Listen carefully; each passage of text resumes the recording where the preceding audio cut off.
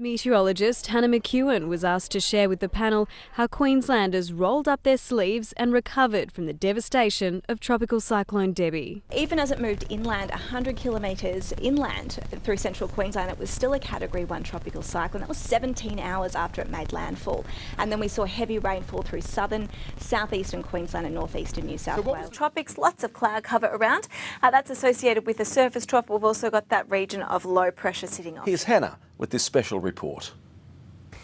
Australia this year recorded the second wettest winter on record, and that was followed up for parts of Queensland by record-breaking September rainfall.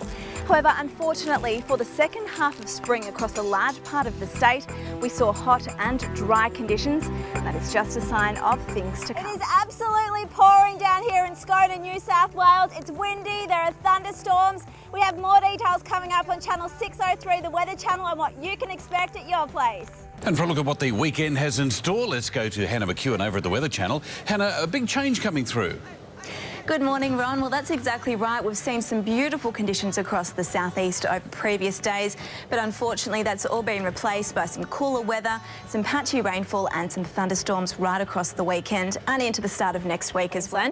You can see here that those showers will continue around tropical regions and into central parts of the state too. Now later this week, another system is going to push in from the west that will deliver some showers and thunderstorms that will eventually reach the Sunshine Coast, if not by the weekend, then into early next week. Good evening, everyone. It was a warm start to the working week for the region. We reached 25 degrees in Canberra this afternoon, and that's 6 degrees above normal. It was also a very mild night last night. I'm down here at Barrado's on the beach in Noosa with Jean, who's one of the chefs here, right in the thick of the Noosa International Food and Wine Festival. We saw almost 25 millimetres of rainfall in the space of around half an hour at Rockhampton Airport, and winds were gusting up to 90 kilometres per hour. An upper level low which is moving through the central interior at the moment. A surface trough which is over the central and the Capricorn coast or just offshore. We've also got another surface trough which is over our region. We are heading down to one of our beautiful beaches. First thing in the morning will be perfect for a swim or for a surf.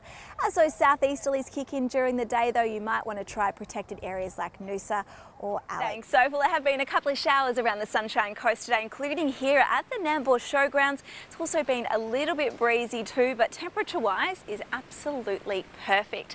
Now we have got some showers forecast over the next few days. Winds will be easing. I'll have all the details a little bit later.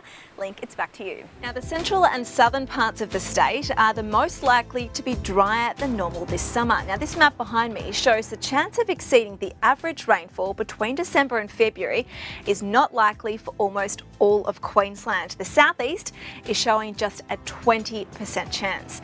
Now when we take a look at the likelihood of exceeding the average maximum temperatures this summer, the whole state will be significantly affected, with the southeast showing an 80% chance of recording above normal temperatures. We've got that cold front moving now into the Tasman Sea associated surface trough, gradually tracking in a northeasterly direction across New South Wales, taking with it most of that instability. Still a few showers lingering through parts of southeastern New South Wales at the moment and the odd thunderstorm as well, but this region of high pressure will be clearing those skies out into tomorrow.